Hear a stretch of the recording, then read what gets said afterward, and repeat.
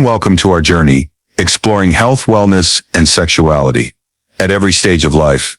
In this video, we'll tackle a topic that might make some people hesitant, but is incredibly important for men's health: the connection between masturbation and prostate health. Have you ever wondered how the frequency of ejaculation might affect your body? You might be surprised, or perhaps you've heard about this before, but today we'll dive into it scientifically and sensitively.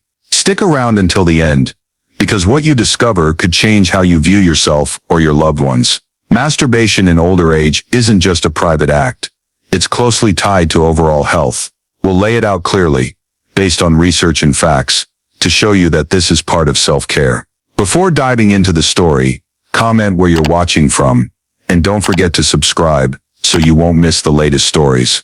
Robert sat in an old armchair in his small living room in Boise, Idaho, as the afternoon sunlight faded through the window. In front of him was the latest AARP magazine, open to an article about men's health in old age. The headline, "Masturbation and Prostate, Scientific Truth," made him pause. At 68, Robert never thought he'd read such lines, let alone consider them seriously.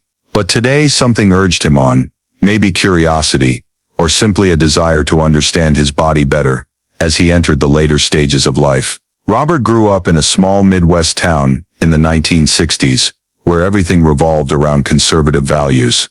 His father, a stern steel mill worker, once told him at 13, "Decent men don't do that filthy stuff." Filthy stuff meant masturbation, a word his family never uttered, as if it were an unforgivable sin. His mother, a devout woman, took him to church every Sunday, where the pastor preached about purity and the dangers of lust. "Defiling yourself is the road to hell," the pastor said, his voice low and menacing. Those words carved themselves into Robert's mind, like a scar that never healed. Robert's teenage years passed in repression. He didn't dare ask anyone about his body's natural urges, didn't dare admit he was sometimes curious. At school, classmates occasionally whispered about that stuff, but Robert always steered clear, afraid that even joining the conversation would make him a villain in his family's and community's eyes. As an adult, he married Mary, a gentle woman who passed away 5 years ago from heart disease, and they had 2 children, now grown. His marriage was stable, but sex, especially masturbation, was never discussed. To Robert, it was a forbidden zone, something that existed only in the shadows. Now living alone in a quiet house in Boise, Robert began noticing the changes of aging. His body wasn't the same: back pain, fitful sleep, and lately, discomfort when urinating. He'd heard a doctor mention the prostate during a routine checkup, but never thought it tied into what he was reading today. The AARP article cited a Harvard study, saying frequent ejaculation could lower prostate cancer risk. Robert frowned. Really? He wondered. The idea felt foreign and unsettling. He set the magazine down and stepped onto the porch, gazing at the distant mountains surrounding Boise. Idaho's fresh air usually calmed him, but today his mind was a tangle. Old teachings from his parents and church echoed like a stern chorus in his head. If I do that, would I betray everything I've ever believed? He asked himself. He wasn't superstitious, but childhood biases clung to him, like roots gripping the earth. Yet a part of him, the rational side of a retired engineer, began to question. He'd spent his life solving problems with logic and science, designing bridges and roads in Idaho. He relied on data, not emotions or blind faith. So why was he letting words from 50 years ago control him now? The article wasn't gossip. It was backed by research, statistics, and experts from top universities. Robert picked up the magazine again, carefully reading the part about ejaculating 21 times a month to reduce cancer risk. 21 times, he muttered, both amazed and slightly alarmed. It sounded more like a challenge than advice. He recalled friends in Boise mentioning health issues of aging. A guy from the golf club had prostate surgery once. A story that worried Robert. He didn't want to end up like that, reliant on doctors or pills for the rest of his days. But the thought of trying that at 68 made him blush. He imagined his son or daughter finding out, though that was impossible. And shame washed over him. Robert stood, heading to the kitchen to brew coffee. Holding the warm mug, he told himself, "I need to learn more." He decided to dig into it, maybe online, though it embarrassed him a little. The old biases lingered, but a seed of curiosity had sprouted. Robert didn't know how this journey would change him, but for the first time in years, he felt he could face a hidden part of himself. Robert set the coffee mug on the table, his eyes still fixed on the AARP magazine. His mind spun between old biases and the strange new info from the article. He wondered, if masturbation is really good for health, why was it so forbidden my whole life? To find answers, he powered up the old computer in the corner of the living room, something he rarely used beyond checking email or Boise weather forecasts. He typed masturbation and men's health into Google, his fingers trembling slightly as he hit enter. Results flooded in from WebMD, Mayo Clinic, and online forums. Robert was stunned to see this topic wasn't as taboo as he'd thought.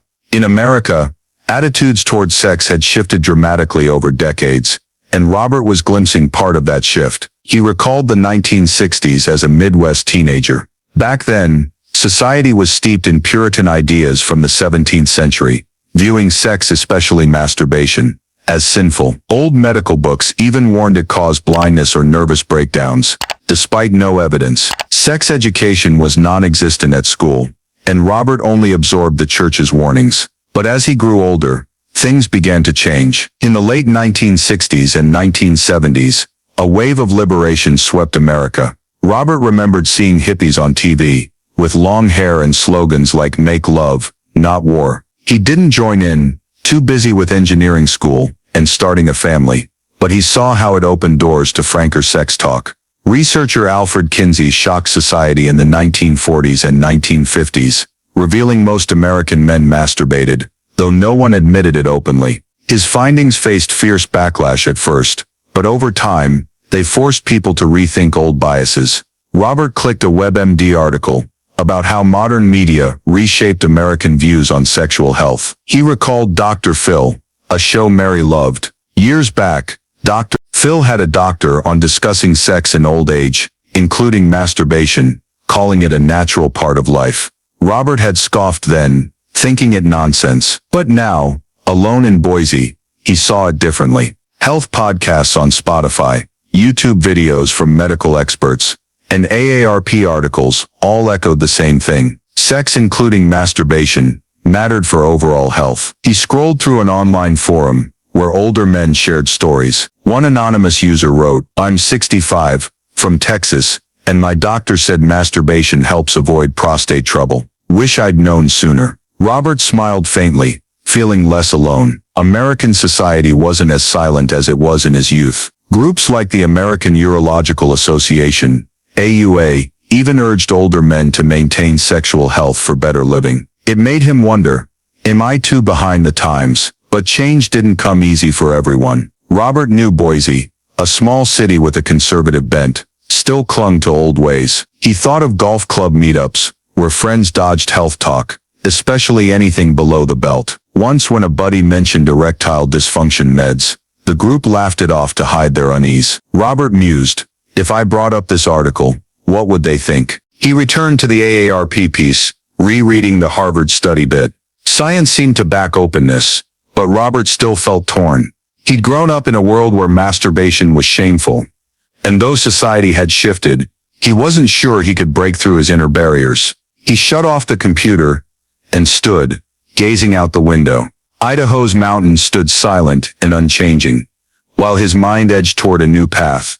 Robert wasn't ready to act, but he knew he needed more info, and maybe a bit of courage. The next morning, Robert woke up restless. The AARP magazine still sat on the table, a reminder of last night's thoughts. He brewed coffee, opened the laptop, but instead of more Google searches, he chose something different, calling Henry. Henry, his college buddy from Idaho, now lived in Tampa, Florida, retired from the military. They'd chat on FaceTime every few months, mostly about golf, weather, or old times.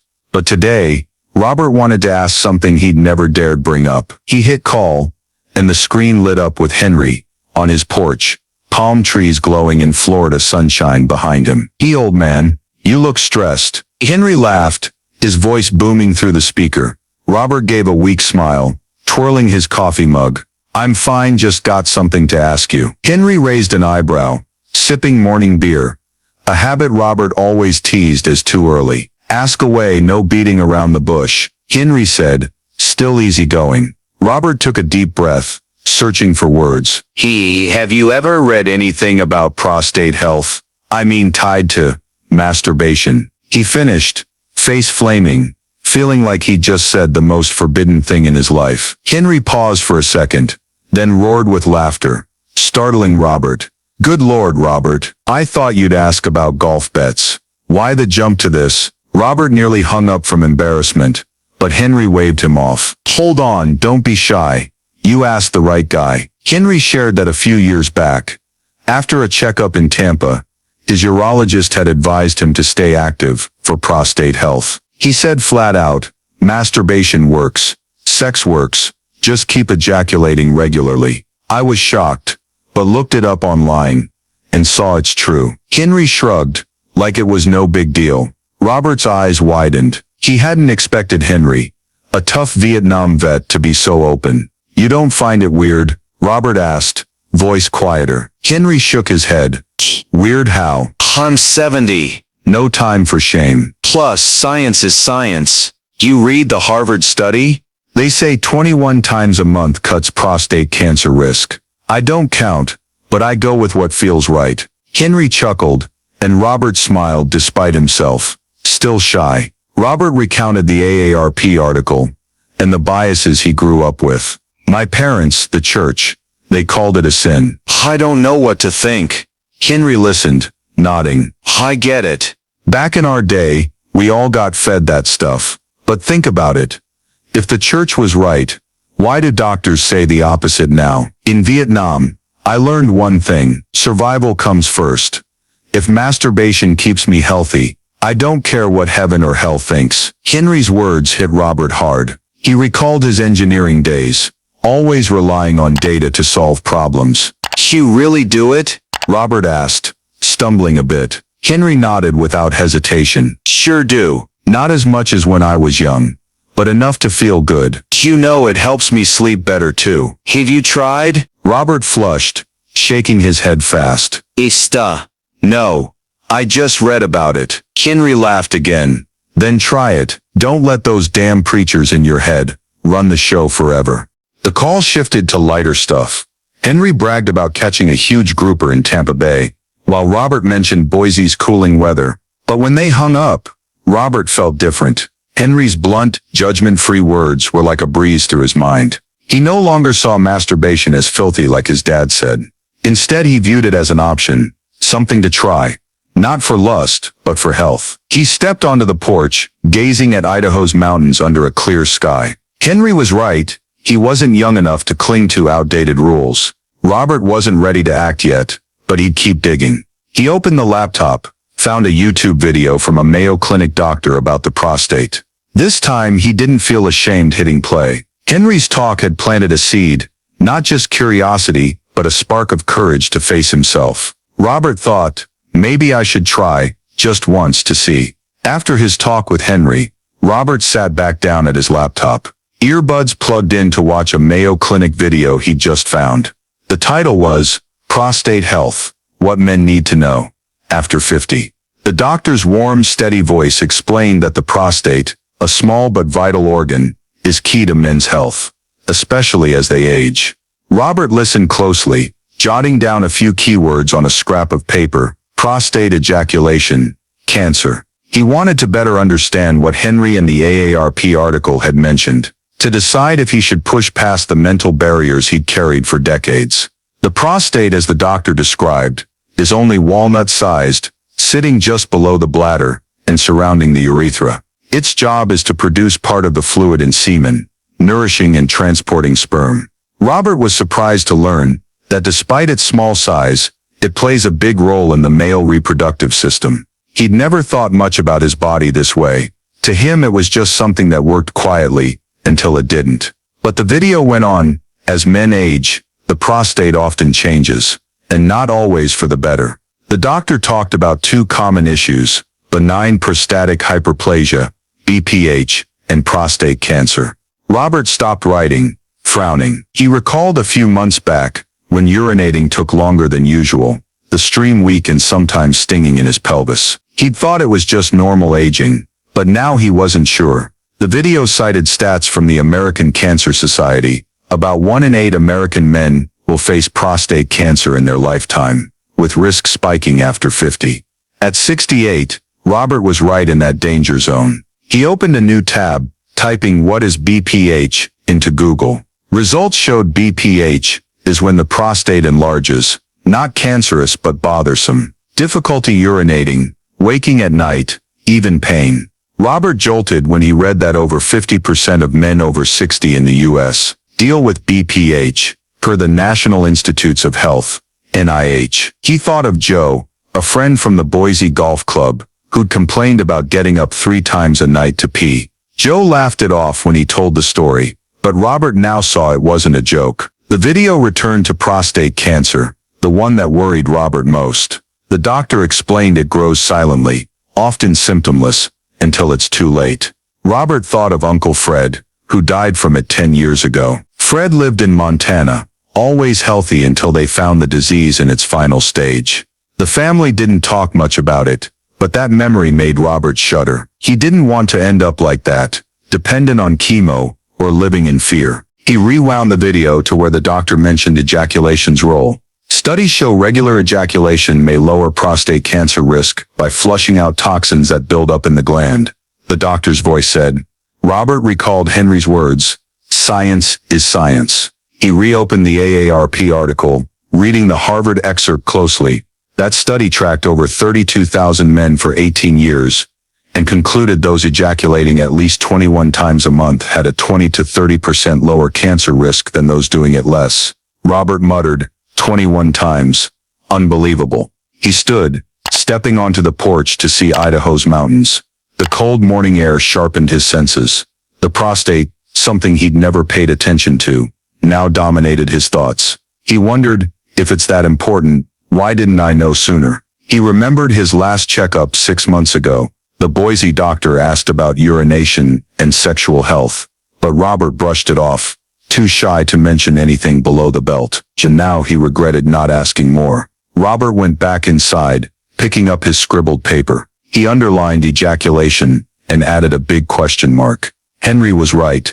If doctors and science backed it, why should he fear? But he still needed to grasp how it worked. The Mayo Clinic video mentioned ejaculation, cleansing the prostate, but Robert wanted details. He opened a Johns Hopkins medicine page, reading that the prostate collects fluid and dead cells over time, and ejaculation can expel them, cutting inflammation or cell mutation risks. He sat back down, hand on chin. So it's like machine maintenance, Robert thought, smiling at the idea. As an engineer, he knew the value of keeping things running smoothly, but applying that logic to his body was another matter. He wasn't ready to try yet, but for the first time, the prostate felt less like a stranger. It was something he needed to care for, protect. His talk with Henry and this info had opened a door he couldn't shut. Robert sat at his laptop again, the scrap of paper now packed with words, prostate, ejaculation, cancer, and a big question mark he'd underlined. After the Mayo Clinic video and Johns Hopkins reading, he decided to dig deeper into what Henry and the AARP article had planted in his mind. Masturbation might reduce prostate cancer risk. He typed Harvard study ejaculation prostate cancer into Google, and the top result was an article from Harvard Health Publishing. Robert clicked, eyes lighting up at the title, Frequent Ejaculation May Lower Prostate Cancer Risk. The piece explained this study, published in European Urology, tracked over 32,000 American men from 1992 to 2010. It had found those ejaculating at least 21 times a month, via sex, masturbation, or dreams, had a 20 to 30% lower prostate cancer risk than those managing just 7 times. Robert paused, muttering 21 times a month. That number felt like a distant goal at 68, but he couldn't deny his growing curiosity. He kept reading. Harvard scientists said ejaculation acts as a natural cleanse. The prostate constantly makes fluid, and if it's not released, toxins, dead cells or bacteria can build up, causing inflammation, a cancer trigger. Masturbation, or any ejaculation, pushes that stuff out, easing strain on the gland. Robert pictured a clogged pipe he'd once fixed as an engineer in Boise. If you don't clear the drain, it breaks, he told himself, finding the logic familiar to his technical mind. For reassurance, he found a Cleveland Clinic article where a doctor said ejaculation not only cleans but boosts pelvic blood flow. Blood brings oxygen and nutrients to the prostate, keeping it healthier. Robert nodded, adding blood flow to his paper. He recalled Henry's line, "Go with what feels right." Maybe Henry wasn't kidding. He was just doing what science supported. But Robert wanted more. He opened another tab, hitting the American Cancer Society site. It confirmed prostate cancer as the second most common cancer in American men, with over 248,000 new cases yearly. He shivered reading that 1 in 8 men will face it, with risk soaring past 65. At 68, he was smack in the danger zone. He thought of Uncle Fred, lost to prostate cancer, wondering if Fred could have dodged it with this info. Back to the Harvard study. One detail caught him: ejaculation frequency in the 40s and 50s seemed to most strongly cut later cancer risk. Robert sighed. "I missed the best window," he thought, but the article stressed that keeping it up in old age still helped, even if less so. Robert felt relieved. He still had a shot to do something. He stepped onto the porch again. Cold Idaho mountain wind blew through, carrying pine scent. He gazed out, mulling his lifestyle. In America, diets heavy on red meat and fat, like burgers or fries he'd grabbed near the golf club, were said to raise prostate cancer risk. Robert told himself, if I can't fix my eating, I can at least try this. Masturbation suddenly seemed a simple, accessible fix. But he hesitated.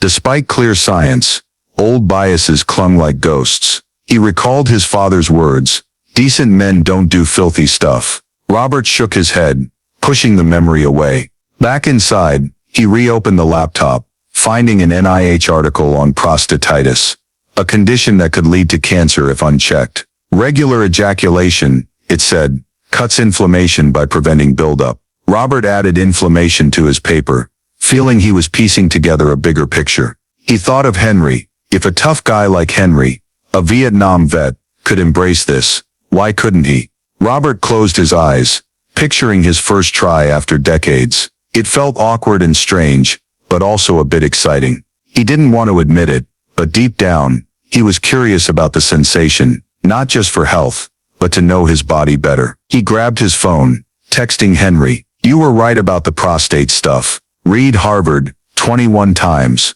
For real." He sent it, and minutes later, Henry replied, "Haha, told ya, don't count, just try. Long life's the win."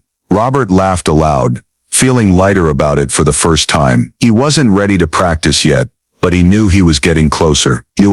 Science had half convinced him. The rest was up to him. Robert set the phone down, eyeing his notes. He scratched out the big question mark, replacing it with an exclamation point. Masturbation isn't a sin, he told himself.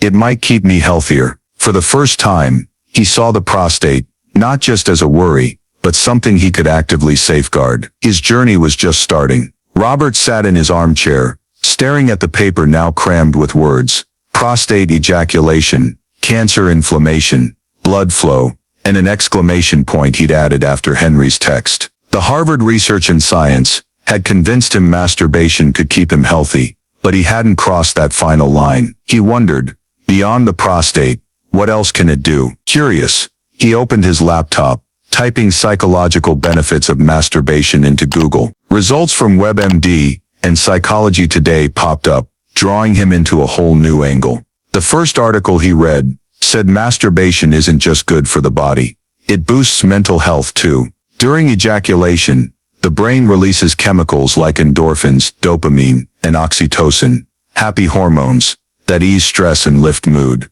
Robert frowned, trying to recall the last time he felt truly relaxed. At 68, alone in Boise since his wife's death, he often faced loneliness. Every night, he tossed and turned, mind racing over retirement finances, health, and his 2 kids, now grown with families far away. He read on. WebMD explained masturbation can act like a natural stress reliever, especially for older adults. A small University of Michigan study showed men over 60 who masturbated regularly reported lower anxiety than those who didn't. Robert thought of afternoons on his porch, staring at Idaho's mountains with a heavy heart. He recalled snapping at a delivery guy last week over a late package, something he'd have shrugged off before. If it calms me down, why not try? He mused. He opened a Psychology Today piece, saying masturbation improves sleep. A big issue for Robert lately. The author explained that post-ejaculation, the body releases prolactin, a sleep-inducing hormone, paired with oxytocin's relaxation. Robert nodded. It often took hours to drift off, his mind swirling with nameless worries. If masturbation helped him sleep better, that'd be huge. He remembered Henry's line, "It helps me sleep better too." He'd thought Henry was joking, but now it made sense. Robert stood, stepping onto the porch. Cold wind carried Idaho's pine scent from the mountains. He thought about older Americans' lives, the pressures he and his Boise Golf Club buddies faced, tight finances, declining health, and isolation as kids moved away were common. He recalled Joe, who stayed up nights with BPH, saying, "I just want a full night's sleep." Robert wondered if masturbation could answer that for him, and folks like Joe. Back inside, he kept reading. An NIH article noted masturbation boosts immunity by cutting chronic stress, something that weakens the body. At 68, Robert knew his resistance wasn't what it used to be. Last winter a cold dragged on for a month, and his Boise doctor told him to rest more. "If it keeps me stronger, why is it not worth a shot?" he thought, finding the idea increasingly reasonable. But what stopped him longest was the bit about confidence. Psychology Today wrote that masturbation helps men reconnect with their bodies, easing performance anxiety, a common fear in old age. Robert blushed, recalling his final years with Mary. After 60, bedroom struggles started, and though Mary never complained, he always felt ashamed. After her death, he nearly forgot that side of himself. Now, the thought of rediscovering his body felt awkward yet intriguing. He closed his eyes, picturing his first try in years. At first it seemed silly, a 68-year-old doing this, but then he thought of Henry, shameless in admitting it. He told himself, "If it makes me happier, sleeps better, what's wrong with it?" His parents' and church's biases lingered, but they faded against the benefits he'd read. He didn't want to live in worry and exhaustion forever. He wanted to feel alive, even just a little. Robert grabbed his phone, texting Henry back. "You were right about sleep. Read more. It cuts stress too." Henry replied instantly.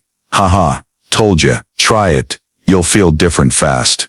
Robert smiled, setting the phone down. He wasn't ready to act tonight, but he decided he'd try, not from pressure, but to care for himself. He gazed out the window at moonlight on Idaho's mountains. For the first time in months, he felt a spark of hope, not just for his body, but his spirit. He returned to the chair, picking up the paper, adding stress relief and sleep to the list. Science gave him reason to believe, but now he needed himself to move forward. Robert whispered, "I deserve to live better." That was the moment he began seeing masturbation not just as an act, but a way to heal his mind. Robert woke up the next morning, feeling different.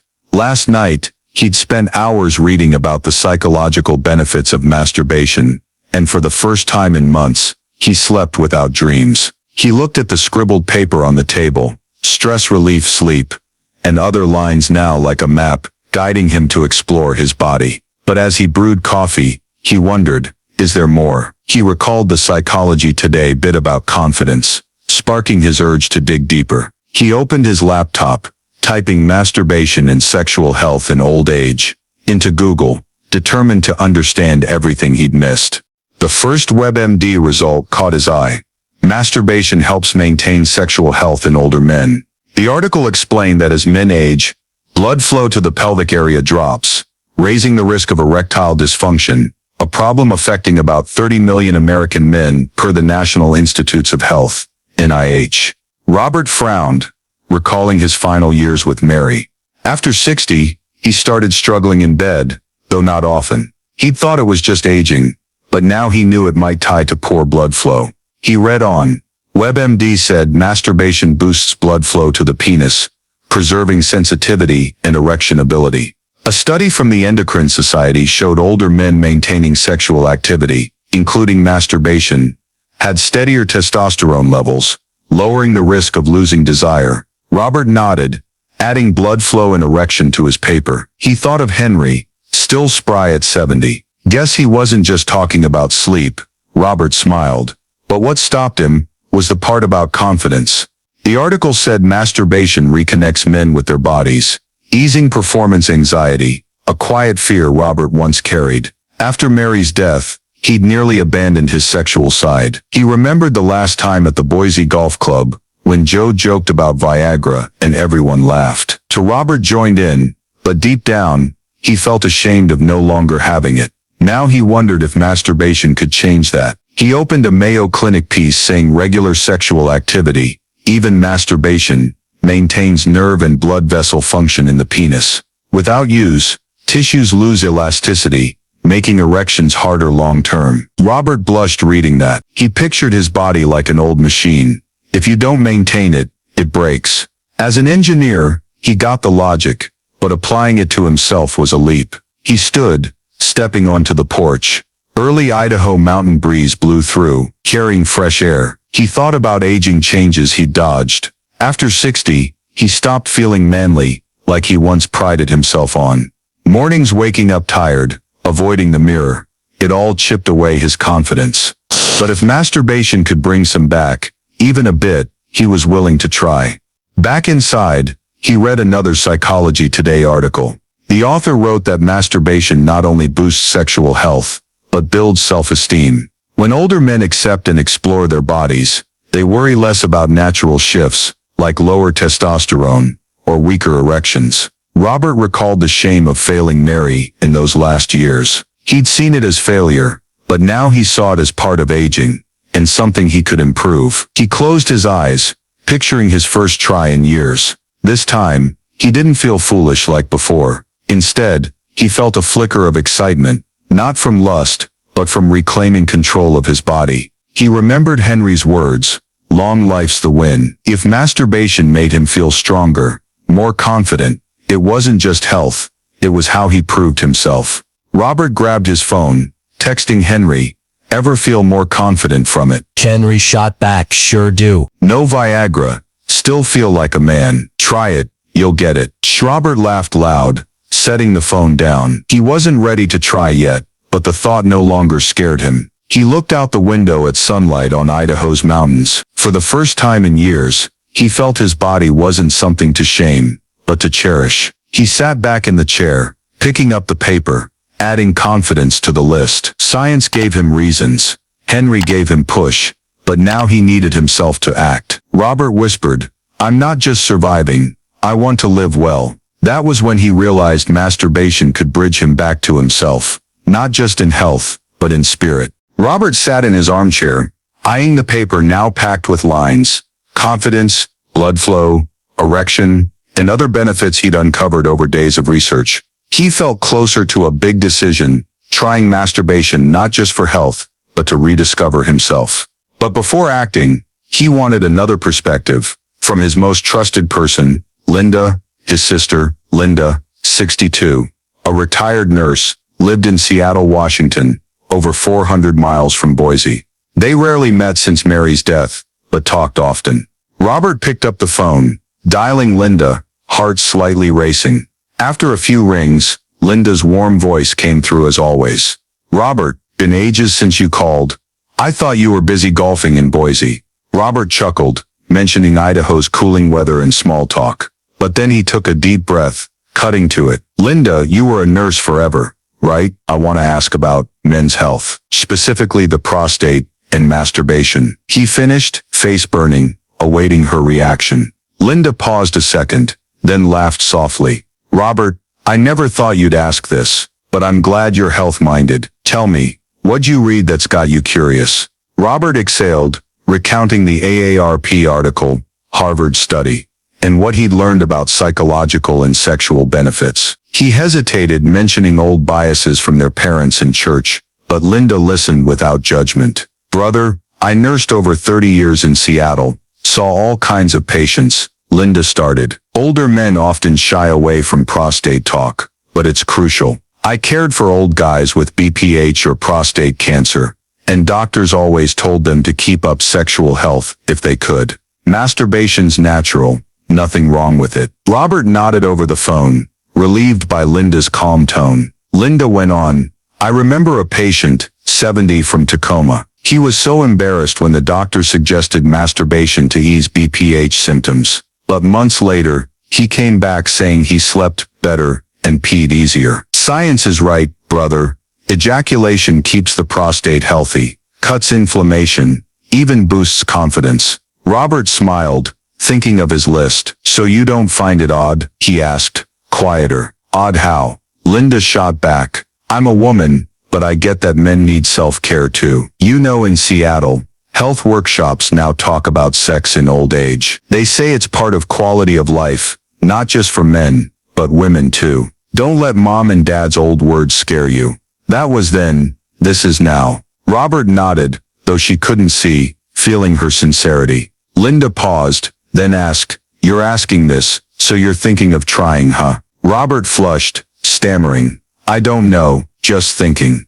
Linda laughed big. Try it, brother. I'm no engineer like you, but I know the body needs upkeep. If it makes you healthier, happier, why hesitate? You're 68, live for yourself. Her words felt like a cool breeze, blowing away his last doubts. Robert shared his talk with Henry, and Linda cracked up at 21 times a month. That Henry's a riot, but don't stress the number. Do it your way. What matters is you're comfy. Robert nodded, feeling Linda wasn't just his sister, but a companion on this path. He asked, if I try, what my kids think. Linda replied quick, they're grown, brother. They just want you healthy. No one's watching. The call ended with family hellos. Robert set the phone down, gazing out the window. Afternoon sun lit Idaho's mountains, reminding him of childhood, with Linda, playing in their Midwest backyard. Linda was always practical, and today she gave him a fresh view, not just science, but a sister's care. He picked up the paper, adding quality of life to the list. Linda was right. He deserved to live well, not just exist. He stood, stepping onto the porch. Cold wind blew, but his heart felt warmer. Linda's voice echoed, live for yourself. Robert smiled, more ready than ever to try. Not just for his prostate or confidence, but to enjoy life at 68. His journey now had another supporter. Robert hung up after Linda's call, lighter than ever. Her words, live for yourself, rang in his head, affirming what he'd read and heard from Henry. He eyed the paper on the table.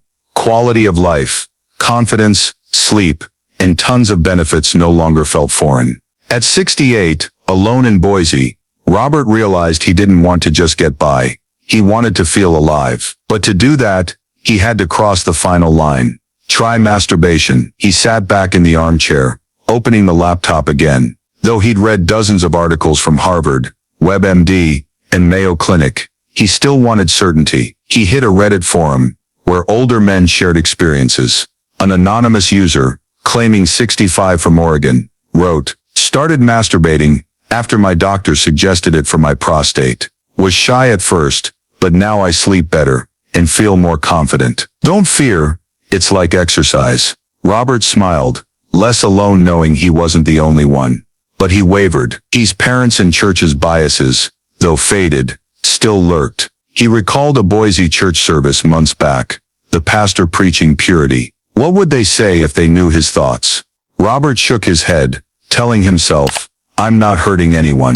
This is my health. He thought of Linda and Henry, his most trusted, both backing him. Science was on his side too. So why fear? That night, Robert decided to try. He turned off the living room lights, shut the blinds so no one in Boise saw his house glow, though no one cared. On his bed, his heart raced like a teenager's. At first he felt awkward, clumsy, like his body forgot how to respond. But he focused on what he'd read. This wasn't sin, but self-care. Slowly he relaxed, and when it ended, he was shocked by the comfort spreading through him. He fell asleep right after the deepest sleep in months. Next morning, Robert woke refreshed. He brewed coffee, stepped onto the porch to see Idaho's mountains in early light. He didn't feel the shame he'd feared.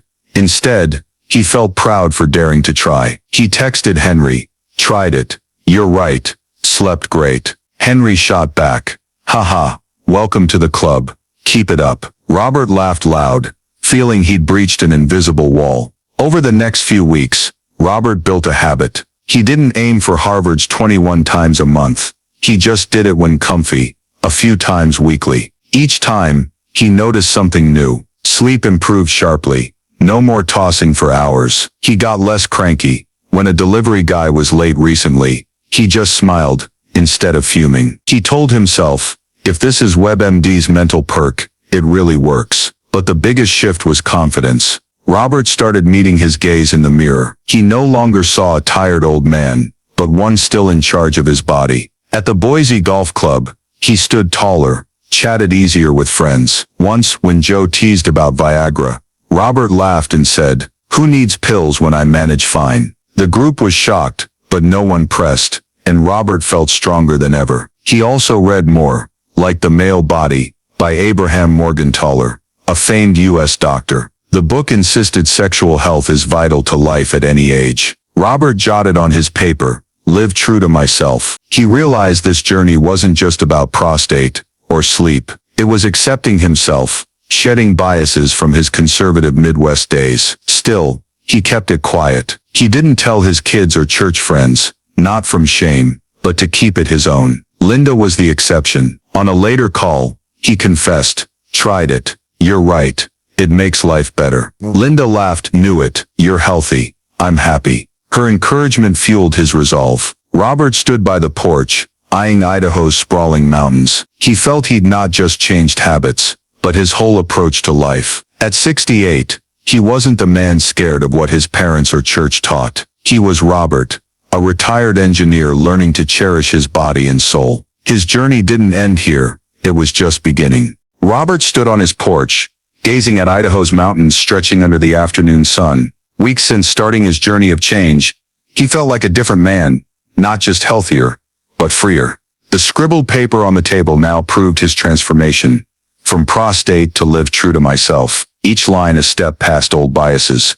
At 68, alone in Boise, Robert realized he'd reclaimed something he didn't know he'd lost, mastery over his body and soul. But he wondered, could I share this with anyone? He reflected on what he'd learned.